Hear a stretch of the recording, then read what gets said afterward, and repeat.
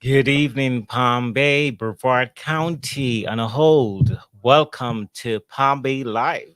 Welcome to Palm Bay Live. And tonight we have a special treat. We have a double header. We have in the studio with me tonight Brian Otters, who is running for the sheriff of Brevard County. Welcome, sir. Hey, good evening, Kevin. Thank you for having me. Great. This is our continuing series of interviews. Last week, we had a wonderful opener on Thursday night. This week, we have four interviews slated tonight and then again on Thursday night. And welcome to the program, Mr. Brian. I'm glad you're here with us. And it is a pleasure having you. And so, Brian, I want to get the night started by asking you to introduce yourself to the public and um, audience. I need an extreme favor from you to ensure that this word gets out that we're doing this event tonight. I am pretty much doing this from the bottom of my heart as a service to my community, and but I need your help. Okay, none of these participants are paying me to do this, right, Mr. Brian? I didn't ask for Correct. you for a Yeah. dime. No, All right. I I sat wouldn't down have any for money to pay hours. anyway. Yeah, I sat down for hours writing these questions. I sat down researching the candidates, putting this form together, doing all the different background stuff that you see flashing on your screen. A lot of work what goes Yep. into it. I'm not asking you to contribute to me. All I'm asking you to do is hit the like button, hit the share button, smack it. If you're on YouTube, do that for me many times over. Smash that like button. Please, let me see those numbers go up. Smack that like button, hit the share button. Let's go, let's go, let's go. Let's get those numbers increase. Smack those like buttons, hit those share buttons so the different your page, the different Facebook groups that are you're part of in Brevard County. Let's get the word out. Please, let's increase the audience pool tonight. We have with us tonight Brian Patters, and he is with us tonight to um, tell us about why he's running and choosing to run for the sheriff of Brevard County. And Mr. Potters, I'm going to allow to you 5 minutes. Please go ahead and introduce yourself to the public, okay? And so Thank I'm you. going to remove myself from the screen, introduce yourself, and then I have a line of questions ready to roll. And audience, you're going to be able to participate too as well. Yes. You're going to have the option to post your questions in the comments, and you're going to have the option also call in live into the platform and pose questions to Mr. Potters. So you're going to have multiple options here tonight to get involved. It's going to be a very interactive show. So let's get going. Mr. Potters, introduce yourself, please. Well, good evening, Kevin, and thank you for Palm Bay Live. I know you do this on your own. It's a big undertaking. I get it. I've made all my own content myself. I don't pay anybody to do that. I make my website. I make my social media stuff. Everything. This background, I made it, right? You had to learn these things. But thank you for doing what you're doing and giving us practically nobody's a small voice, right? Um, it's a sad day when candidates can't communicate with each other during an election. My opponent has completely silenced any communication with me, and he's, for whatever reason, pretends I don't exist. But either way, you're asking me to introduce myself. My name is Brian Potters. I am a former Marine, served after 9/11 from 2000 and 2002 to 2010, total service time. And I was a military policeman there. I grew up, let's back up. I grew up in Indiana. I'm a Hoosier. Um, my parents were hardworking factory workers. They worked for Ford Motor Company for my entire life, right? My entire childhood. So we saw what hard work can do, and it paid off back then until the jobs were shipped overseas. But either way, after we all witnessed 9/11 in my generation, I call it the GWAT generation, right? The Global War on Terrorism generation. A lot of us joined the military. I chose the Marine Corps. Uh, I believe that was the right place for me at the time, and it turned out it was. I had a very colorful experience in the Marine Corps, and I wouldn't change it for the world. And I recommend anybody that's thinking about it to do that. You get a lot of experience. But post that, I had left the military, and then was going to be in law enforcement, right, like everybody else that were MPs. I was a military policeman in the Marine Corps, right. Post that, I got hired on at a federal prison in Kentucky. I moved to Lexington, Kentucky, and worked at a federal medical center, which is a federal prison. It's a hospital, federal prison. Got a lot of experience there.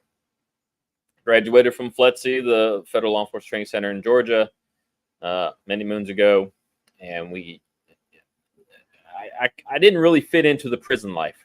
I didn't like being confined. I would never worked in a jail before. I've never been in a jail before, especially a prison. They're totally different things. And, I decided I was going to try college after that, which I did. And while I was at college at University of Kentucky in Lexington, I met my wife. And that was a long time ago, it seems like right now. I won't tell you what year that was. She'll kill me. But after that, I decided I was going to start my own business. I had a small business for a while. I ran limousines and buses and party buses and stuff to the Derby in Louisville, to the Kentucky Oaks in Louisville, and the Keeneland racetrack. We did a lot of things, a lot of proms. Had about a handful of limos, a couple of party buses. So it was a good time. It was a lot of work. And after I left that position, or left that company, I merged it with another one, and we kind of separated after that. I decided, you know what, I'm going to get back into law enforcement. I'll try this again. So in 2014, late 2013, early 2014, when I realized the county sheriff there in Kentucky has never been challenged by anybody in like 20 years. And this was back in 2014. So it was 10 years ago. I decided, all right, well, I can be the sheriff of this county, right? I can do this. I think I have the demeanor and the qualifications for this. It's not being sheriff. You don't have to be a policeman to be sheriff. You don't have to have any law enforcement background at all. So I ran for sheriff in Fayette County, Kentucky in 2014. During that election, it was a complete partisan election, Republican Democrat. So I was on the Republican ticket. Made a lot of good friends, met a lot of folks in the political arena. A lot of big names that you would know now that I was able to campaign with. But post that, I got to work for the constable's office. Kentucky and Tennessee and a couple other states still have constables. So I went to be a deputy constable. Did a lot of work for them. And then in 2016, me and my wife decided, you know what? I think we might have a better opportunity in Florida. Had some friends here in Titusville, which we live right up here in the north end. And this is where I landed in 2016. So we've been here about 8 years. I started off with the Titusville. I did the equivalency training and all that stuff and got my certification for Florida. And I started off with the Titusville Police Department. So from late 2016 to 2020, I was with the Titusville Police Department as a police officer. Another interesting career choice. I came from Kentucky and Lexington in a college town to Titusville, which I had no idea about, right? I didn't know anything about Brevard County. I knew the Space Center was here and Disney was that way, right? Didn't really know what the fabric of the community was and how everything works. So it was a big culture shock for me. But we did it. I think I had a fairly successful career at Titusville Police. When I switched to the sheriff's office in early 2020, that was mainly because of benefits, right? It was real expensive to have the city benefits. The county benefits were a lot less expensive for the family because the kids were very young. And after that, I worked for about a year and a half, and then the big incident happened, and I had to retire early. Okay. Well, sir, you're here. And again, welcome to the show. And so, Mr. Bryan, you are not on the ballot. You are a write-in candidate, correct? That's correct. Okay. And so to qualify for an on the ballot listing, you had to do a few things. you had to pay the $12,600 fee if you didn't want to get signatures. I believe the signature requirement for this race would have been almost 5,000. So if you didn't want to get signatures, you had to pay 12,000. If you didn't want to pay the 12,000, you had to get 5,000 signatures. Well, I didn't have any of that, and trying to get 5,000 signatures, it's not a big number to a lot of people, but that's 5,000 signatures that have to be verified. And that's very hard to do. And timing and me being new to this and this political process, I didn't have to do that in Kentucky. I just signed my name and it was over with. Right? We didn't even pay for it. I don't think maybe there was a small filing fee of $20. So it was really eye opener when I realized how much money you had to go into this just to have your name printed on the ballot. So I talked to Supervisor Elections, and he said, well, the only option is be a write-in. There'll be a box. You just have to tell everybody to write your name in. I said, you know what? That didn't cost anything. That just cost So my time. you basically face a very unique challenge in getting your name out to the public. Sure. So how are you going to do that? Walk us through how are you going to get your name out? Everything's on your phone. Everything. Most of my generation and younger, right? I'll be 40 soon, 39. We get all of our information from Google searches and Facebook and Instagram, and definitely TikTok. The social media numbers that I've gotten for free, I've not paid for one ad yet, are very, very high. So there's no doubt that my name is getting out there with the help of some publications from the news organizations. And Palm Bay Live. And Palm Bay Live. I'm putting my plug in. Palm Bay Live. This is like the biggest one, right? You're the best. We're going to make this one the premier interview spot for this area, right? We're gonna make it awesome. Okay. And I hope this does it. But yeah, I'm just on the focus on the social media. That's really mainly because it's free, and I can do it. And I know how to do it real easily without spending any money, and it gets really good return for free. All right, great. So recently, Governor DeSantis endorsed your opponent. You pretty much summarized how you plan to market yourself. So with that added pressure, what extra steps are you going to take with this added endorsement from Governor DeSantis to your opponent? You know what? I don't think endorsements are important anymore, and they're really not. They're just friends patting their friends on the back. Let's just call it what it is. That's not going to do anything for him here. His supporters are going to support him. I'm after. See, there's the great part of being a write-in. I don't have a party, and that's really good. I didn't want to be a part of the Republican Party. I don't want to be a part of the Democrat Party. I don't want to be a part of the Libertarian Party. I don't want to be an independent. I just want to be me. And this is what it gave me. And I didn't realize it was going to happen that way. I looked into being an independent, and I'm thinking, okay, well, people don't vote for independents.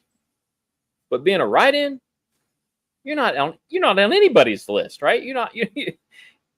So I just have to focus on the folks that, one, are sick and tired of the corruption that this person brings to everything he touches, and two, all the wrongs he's done against citizens who've done nothing to him.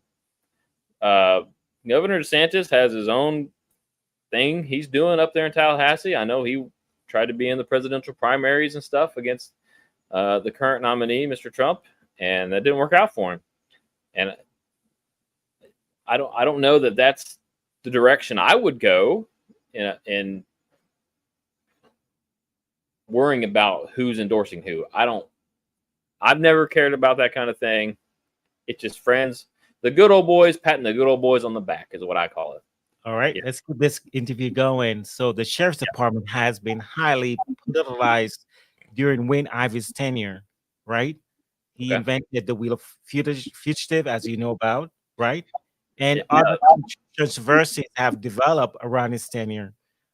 What are your thoughts on how Wayne Ivey has led the department until now? So there's two versions of this. He didn't invent anything. First of all, he stole every idea he comes up with. The Saturday Night Live skits, the Wheel of Fortune, Wheel of Fugitive, Fishing with the Sheriff. Come on. These are all stolen ideas. He can't come up with anything original. Problem number one. Problem number two, that translates into the professional side. Can't come up with anything original on the professional side. We should have license plate readers. We should have drones. We should have LPRs, license plate readers on 95, knowing who is coming and who is going out of our county and who is taking the human trafficking and the drug trafficking in and out of our county freely. There's nobody to stop them. You get on 95. I was on it twice today. There's nobody out there. Nobody. And there's no system that detects any criminal activity whatsoever. And this, for someone who wants a fourth term, this should have already been taken care of. We are so behind the curve. So behind the curve. And for the budget to increase almost $10 million every year for the last 4 years, he's asking for $8 more million this year for fiscal year 25, while the firefighters are struggling to make barely $20 an hour. And that, I mean, he's going to bankrupt our county, and it's going to be his fault. Right. I'm going to be asking you about the Office of Highway Patrol that I see in your platform that you want to, and I'm going to be asking you questions about that. So you will be able to tell your audience about that program, that initiative that you want to get started. So let's see. The next question to you is this. There's been concerns about the spending and the fundraising efficiency of the BSO charity, which included allegations of mismanagement, lavish spending by the sheriff's office, and those involved. Last year, Mr. Ivy allegedly claimed he had nothing to do with the charity. Sure. Despite frequent posts about it, how do you plan to address those concerns? And would you support measures to ensure more effective and transparent use of funds meant for charity? So the BCSO Charity Inc. Now I gotta get it right because I got a cease and desist letter about it from their attorney. Right, I got to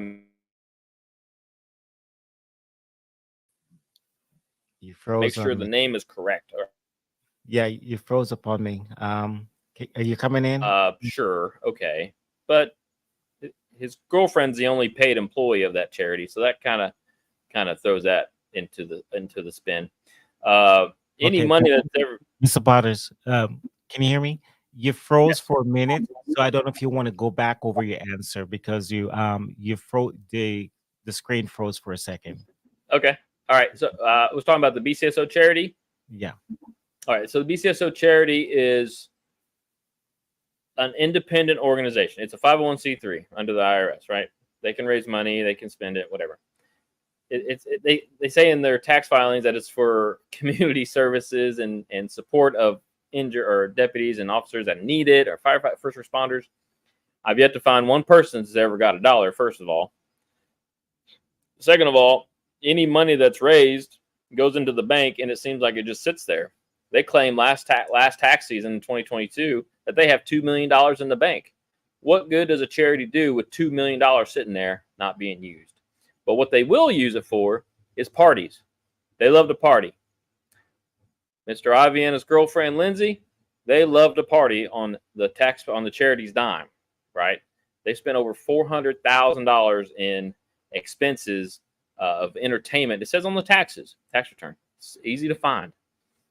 $400,000 in fundraising expenses, which just tells me they're just out there partying and paying their friends who are the contractors or the vendors for the charity events all this money, right? So everybody, it's a big circle. It's a big circle, and you and I aren't in it.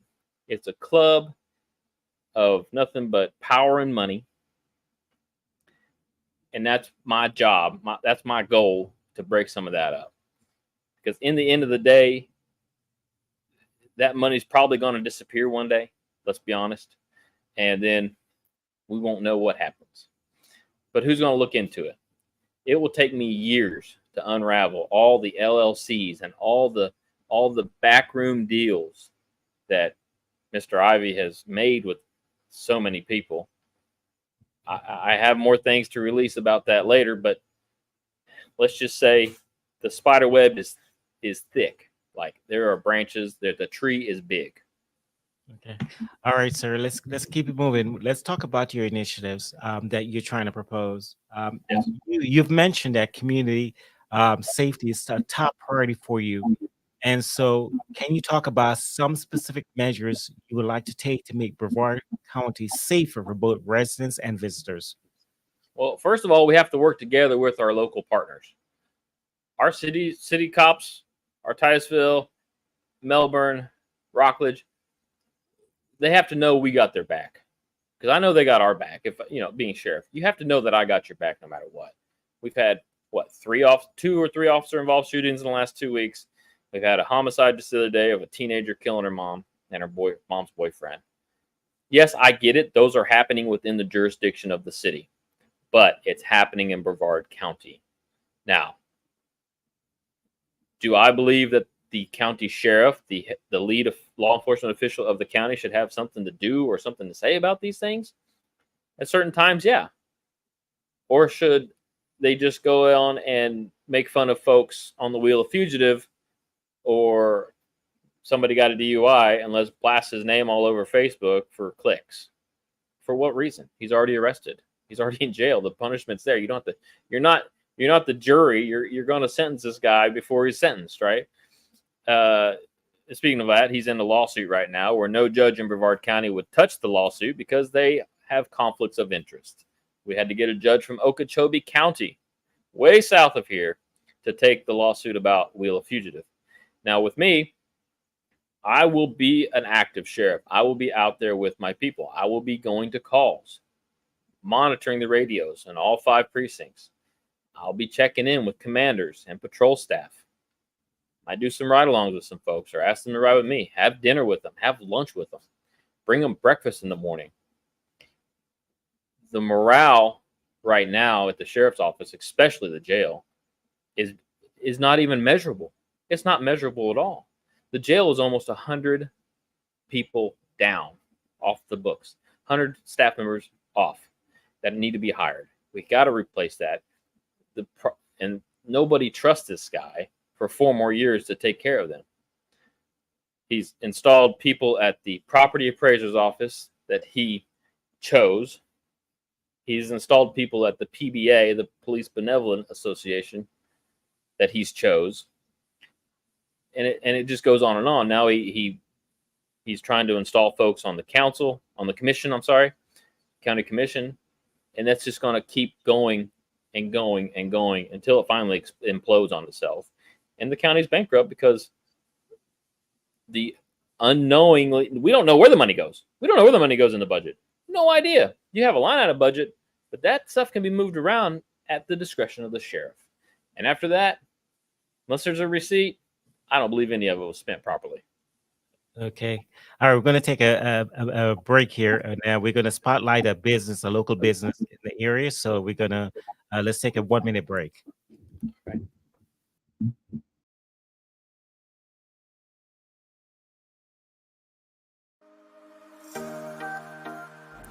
At Handle with Love Pet Care, we understand that pets are family. Our mission is to provide loving, personalized care for every pet, every time. Whether that's a fun play session in the backyard, a walk around the neighborhood, or just some much needed cuddles. Every pet, from bunnies to birds to fishes, they all receive the one-on-one care and attention that they deserve. We offer a wide range of personalized services, so even if your pet has unique needs, our professional and trained sitters have you covered.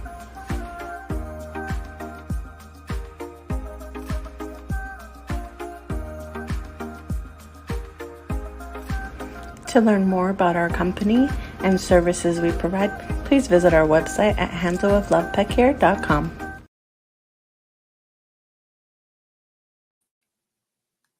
Okay. Thank you for that. So we're back. All right. We've been doing good. Let's talk about financial accountability.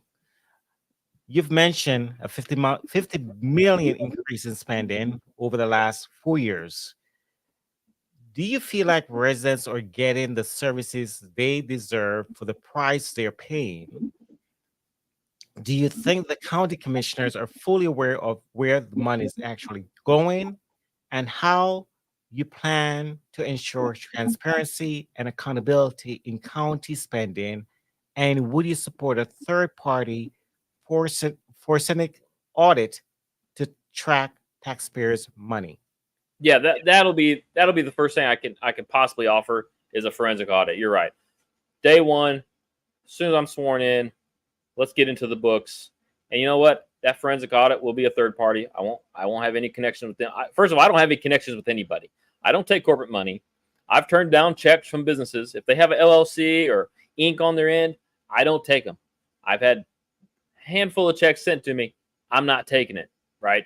I don't want to be held hostage by anybody that I took money from, first of all. Forensic audit is extremely important because it's never happened. And I think the results of that would be presented to the county commissioners, and then after that to the public. There may be some secrets in there we didn't want to know about, right? I understand that the budget has to go up, or it doesn't have to go up. I understand that the budget requests were approved the last 4 years. I'm talking from 2019 to now, fiscal year 2019 to now. That starts, I believe, in October 1 or November 1. The increase with the sheriff's office compared to the other agencies in Brevard County, like BCFR, and I'm 100% behind BCFR getting their pay raises at the cost of negotiating the new increase that Sheriff Ivy wants of $8.1 million for fiscal year 25. I don't see the justification for it. We're not buying technology with it. We're not paying out any bonuses to keep folks to stay to work here, because we were losing hundreds every year going to other agencies because of pay and how they're treated. Leader has to listen. If you don't listen to what's wrong, you don't know what to fix. If it's just all about you all the time, and that's it, what's the point? Okay, let's go ahead and start taking some audience questions. This is from Anthony Yance, and he's running for District 33, and I will be interviewing Anthony sometime in August. And so your dedication to transparency and, for lack of better words, laying it all out for us to see is refreshing. Once elected, will you work to body cameras for all your deputies? So that's a yes and no. I want to get the feel for what the deputies feel like about that. I don't have a problem with body cameras. I think they're a good tool. One, they kept me out of a lot of questionable situations where somebody either complained or they claim I didn't do something right. Well, I got the camera to prove it. I didn't have any problems with my body camera at Titusville Police, and they still have them. It's just a national thing now. It's not scary. It's not Big Brother watching. You got to be very specific on how you use them. If they were to be used under the current administration, it'd be 1,000% retaliation only. They don't care if you did it right. They just want to see what you did, and everybody above patrol wouldn't have to have them, right? No. If I do body cameras, everybody gets them, including me. Okay, sir. Let's take another question from the audience. How do you plan to enforce a slow down, move over law for more than just police? Every day, myself and other tow operators are in grave danger with this not being enforced. Well, the first problem there is manpower. We don't have enough deputies to staff the road as it is. And yeah, I agree. The move over law it should be 1,000% enforced here. I make sure to do it. I'm a professional driver. I have a CDL. I know the rules of the road. I know the rules of commercial vehicles. But it is terrifying when you're on the side of the Interstate 95 or US 1. And I used to run the interstate all the time, running traffic, and we do move over laws there, right? I'd sit behind another deputy on a traffic stop and wait to see somebody just go right past us, which within a couple of feet could have hit and killed both of us. So yeah, I've enforced it. I've written tickets for it. We just need more manpower. We need help, right? We need good deputies to stay with us that will not flake on us after a year once they get their experience and once they get their academy paid for. And that's another thing. The academy thing needs to come to the sheriff's office itself and not at Eastern Florida State. Running and paying Eastern Florida State to train our officers and our deputies, not officers, but our deputies, it's got to come to an end. These guys are not getting the quality education and the quality training they're supposed to. FDLE has an excellent program. As a former instructor up there at Eastern Florida State in Melbourne, I will not do it. I will not teach those classes anymore. I refuse to, because it's such a waste of the kids' time, and it hurts them in the long run. But yes, I would like to see, because the sheriff's office has a tow truck, and I would like to see that tow truck be used in some operations that we can enforce the move over law on different parts of the county. Okay, audience, the number for the studio is on the screen. So for those who would like to call in, now is the time you can start calling in to the studio and interact with your candidate for the Brevard County Sheriff's Office.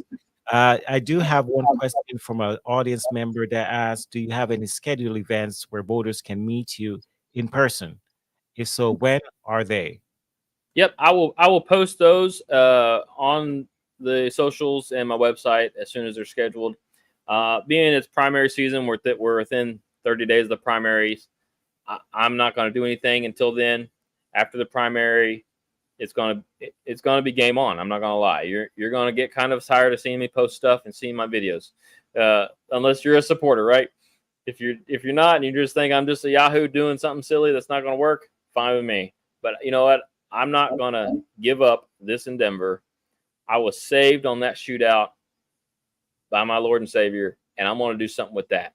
This is my second chance, and I'm going to do something with it. I think we touched on pay analysis, but let's dig deeper. There's an ongoing discussion about the pay scales for county sheriff, fire, EMT personnel. How do you believe their salaries compare to similar occupations across the board in other regions?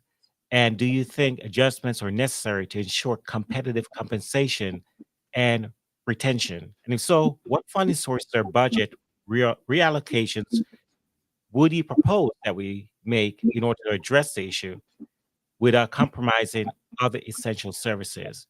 And Sure. Mr. Potter, one of my pet peeves in this county right now is that the low salary. But I wanted you to touch on more about the housing solutions for these individuals who are making, I mean, for some of them, EMTs, $15 an hour, $20 an hour. And I was watching the commission meeting, when was it, last week? When Yeah. they were there, and I see some folks commenting that they've been on the field 20 years, 27 years, and they're still in the $20 range. That Yeah. hurts my soul. Sure. So you have to ask yourself, why are we so far behind? We have L3. I mean, we have major corporations here. We have the Kennedy Space Center. We got SpaceX, all within the confines of our county that are tax-based revenue. Hotels, thousands and thousands of hotels, right? All the gas. I mean, the budget of last year, I believe, was like $1.4 billion. $1.4 billion. Sarasota County, down on the west coast, southwest coast, they've got about the exact same size budget. I think they're about $1.1 billion. They're able to pay their corrections deputies $77,000 a year, starting.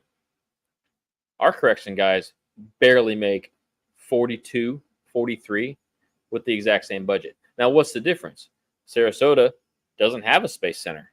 Sarasota doesn't have 80 miles of interstate, right? We do nothing with any of this. We do nothing with the space center, right?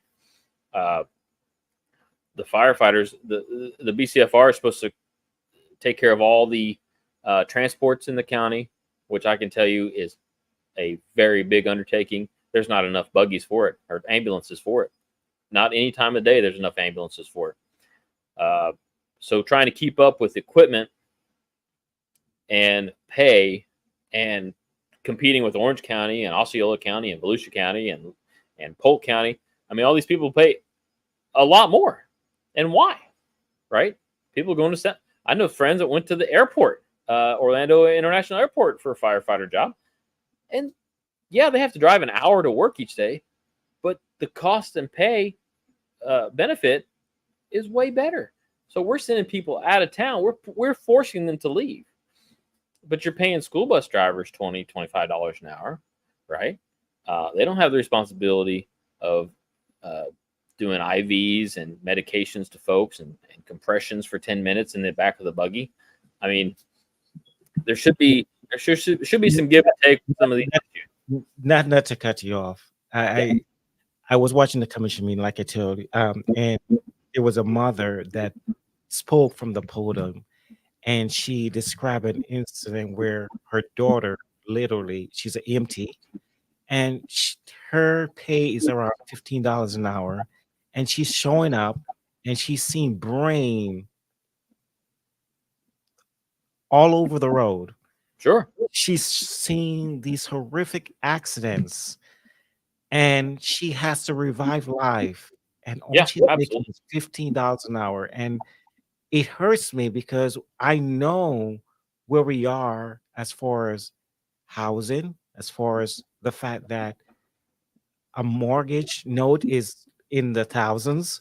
Sure. Rent is in the thousands. And I'm like, how do these people survive? They go home to their families and they're seeing all these horrific acts. How? Yes. Yeah.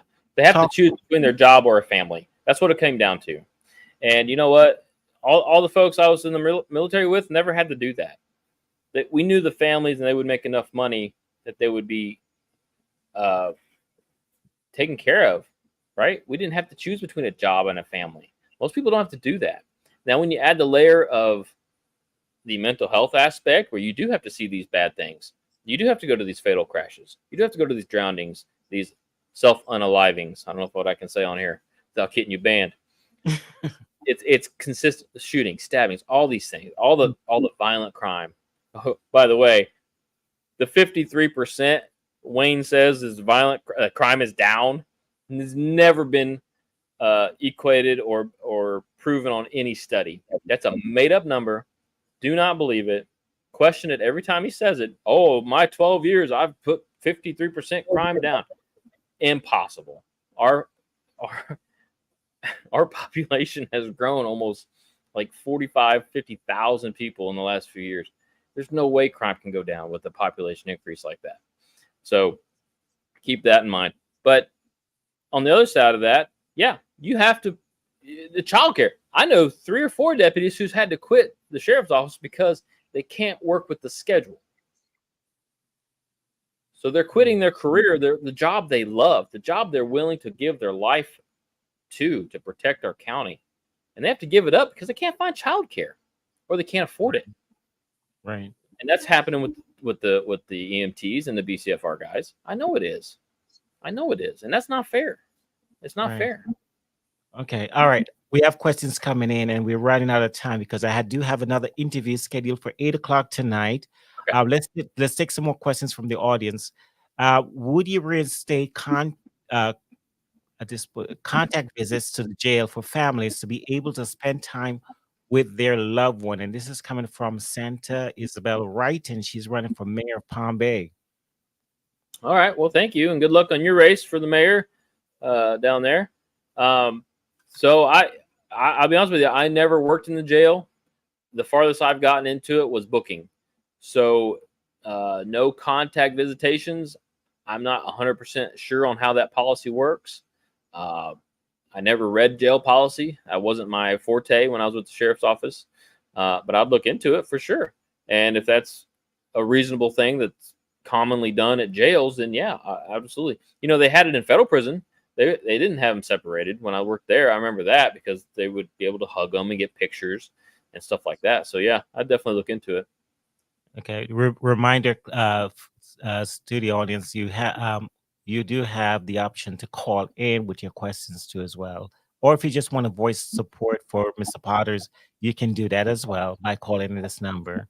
Let me take another question. Uh, would you make yourself available to the people to meet you during your term? If so, how would you do this? If I'm in the office, come see me. There's no reason to hide, right?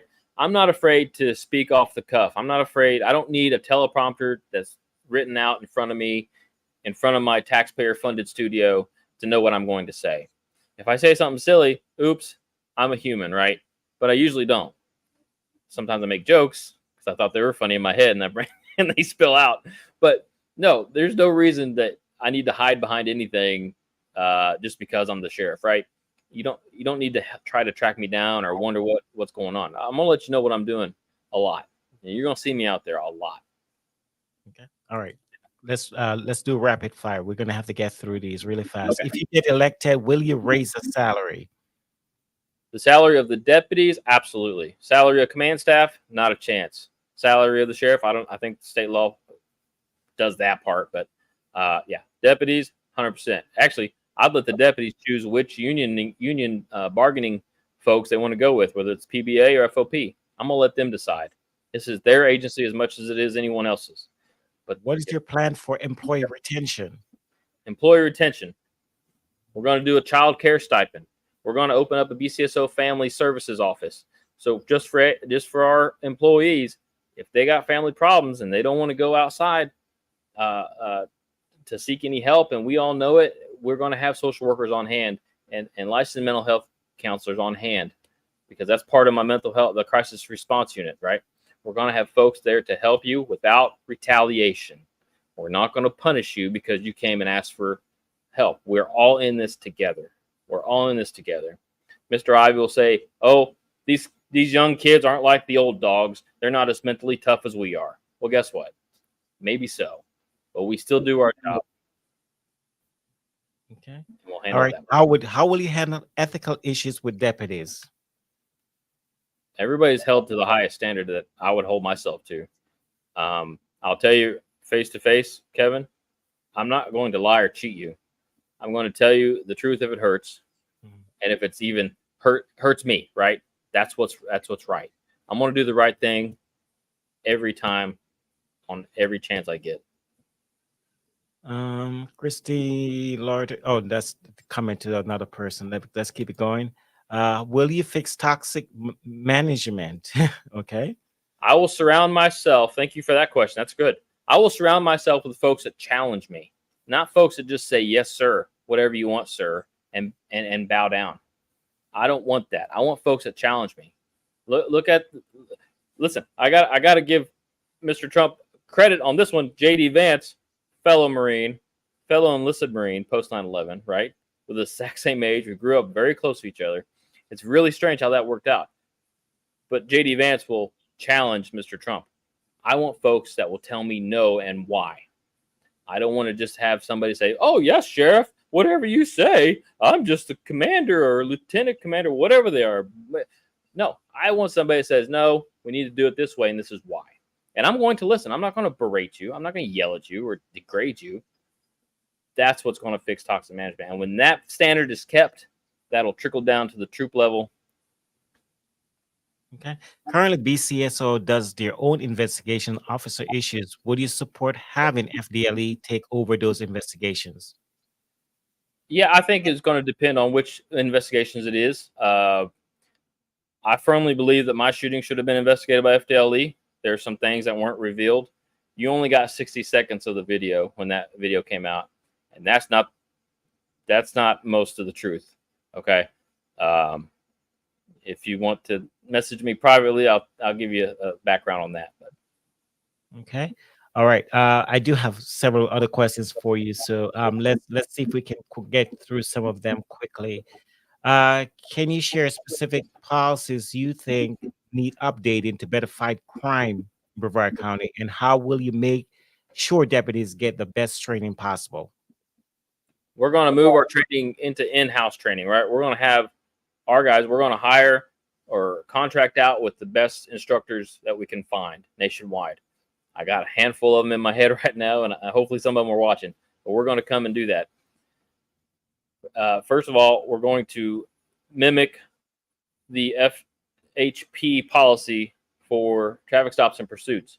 Right now, FHP can pit maneuver you if you decide to run within a few seconds of it's a preemptive pit to stop the chase from even beginning. We're going to do that day one. You're going to be able to go after any crime this way. The days are over when the bad guys are going to just run from us and disappear. Those days are going to be gone real soon. Okay. Can you give us a brief synopsis of what the One Brevard initiative is? Sure. Okay, that's on your platform. By the way, this is something that's on his platform, audience. So he's going to explain what that is about. Go ahead. Well, as a nation, we are one. As Brevard County, we are one. So I thought, okay, I'll just use we are one Brevard. I want to be one Brevard. I want there to be a seamless mutual aid. I want there to be seamless calls handled, seamless issues handled in our county. It's not just a city problem. Titusville has problems. It's not just for them. It bleeds over to everywhere else. Cocoa has problems. Melbourne has problems. Palm Bay has all these. Nobody just stays in one spot. We need to work together. We need to be on as close as many of the same information systems or access to them as we can. And we need to have leadership that's not egotistical enough where I say what I say goes, and if you don't agree, I'm never going to talk to you. That's not how this works. That's not how this works at all. You got to work with people. Yeah, you might be up in a press conference next to a chief, Mr. Ivy, but doesn't like you. He's not going to work with you outside of this. Okay, I want to work with everybody. I'm going to have to keep it moving because of time. Yes, sir. Guardian program that was recently implemented in the schools. Your take on it. Is it necessary? Should we have it? Is it something that you would continue? I don't know why it was introduced and implemented. It seemed like we don't really have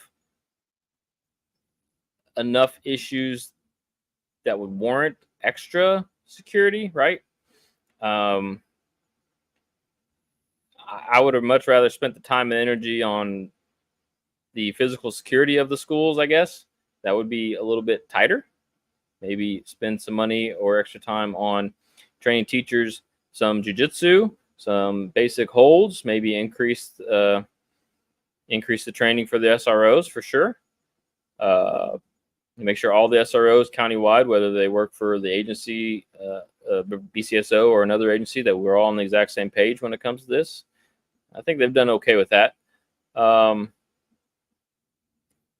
mean, that's a question. I would give it to the voters. The commission should have let the voters vote for that. I don't think that should have been the sheriff's decision.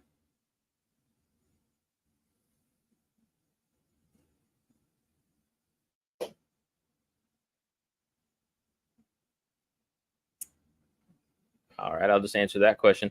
I'm an MA in the Navy. I get out in 8 months. Will veterans get better pay based off military experience? Right now, I don't think they might give you a few years of credit for MAs or MPs. I was an MP. They gave me credit they gave me some time served credit. Maybe it wasn't the full time. No, you're not going to get the full time. You may get a couple of years out of 4 or a couple of 3 or 4 years out of 6 or 8. But yeah, that's pretty standard nationwide.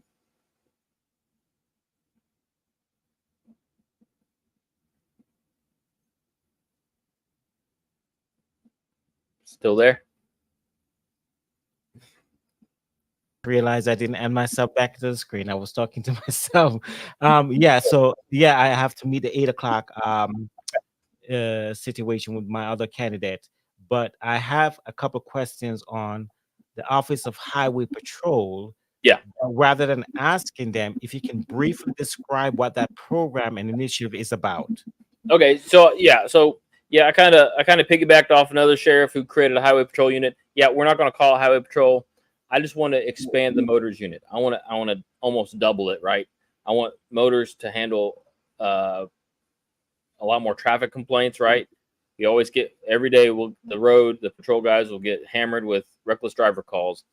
and they're so short because nobody wants to work here. Nobody wants to work here. They can't go to these calls, so these reckless drivers get to go anywhere they want, and sometimes they crash, and sometimes they become fatal crashes. I had a reckless driver call a few years ago, just real quick, turned into a DUI on a Sunday morning. The first call came in at Vieira, and I'm up here in Titusville. It took that long for coordination to get from Vieira for me to find the car in Titusville and got the or North Mims, actually, Scottsmore. It took that long. If she had got off, or that person would have got off at any exit, it would have been gone. She's extremely intoxicated. But the staffing is killing us. Staffing is killing us. There's so much getting away from us. And in turn, it's creating more issues down the road. Okay. Thanks for your answer. Animal control. Do you think the sheriff's department should be in charge of that? And would is something that you will be continuing? I had a different question prepared, but because of time. Okay. Yeah. So, I didn't really realize BCSO took over animal control years ago. I don't know what it was like before. I'd like to research that. I know the director over animal control, probably should be replaced. If anybody knows who that is, probably not the best candidate to direct that program efficiently and with ethics in mind. But hey, what do I know? If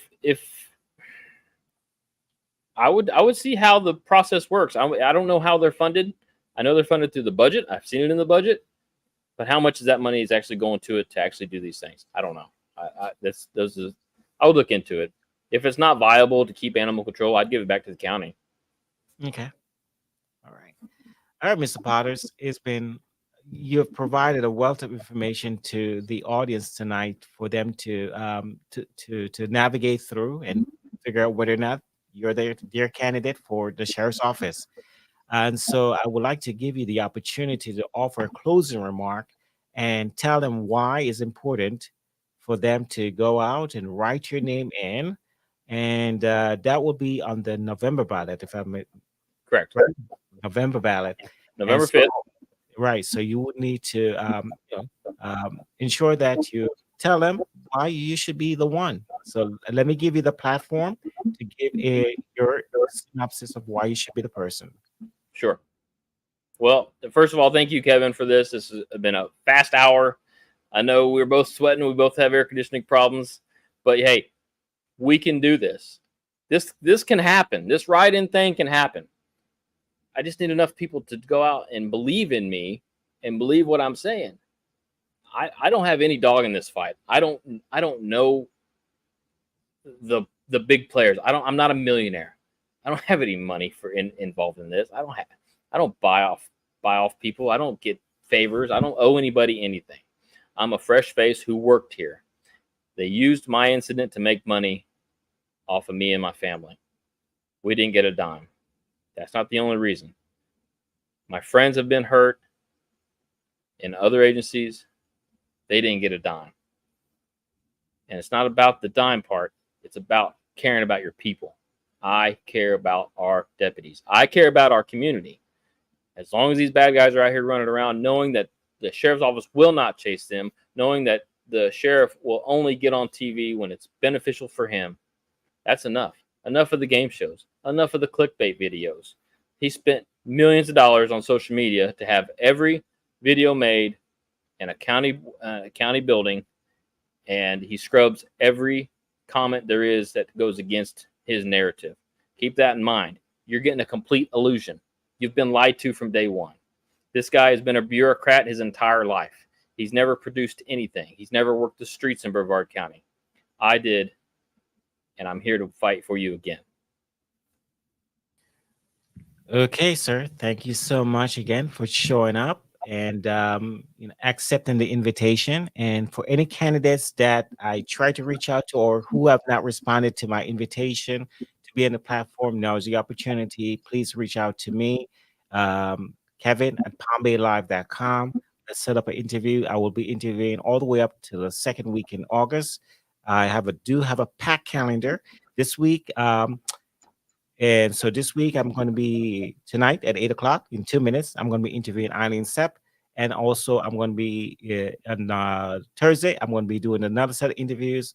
I'm going to be interviewing John Hurton. He is running for U.S. House of Representative. And also Mr. Kearns, who's going to be running for Palm Bay City Council. And next week, we have up the deputy mayor of Palm Bay, the current deputy mayor of Palm Bay. He's going to be running. I'm going to be interviewing him Monday. So next week is also a big set of interviews. I have like 3 days of interviews next week. So please tune in and give me that support. Come prep with your questions to ask the candidates. Join me now for the interview with Eileen Sepp that starts right now. And I'm going to be launching that right now.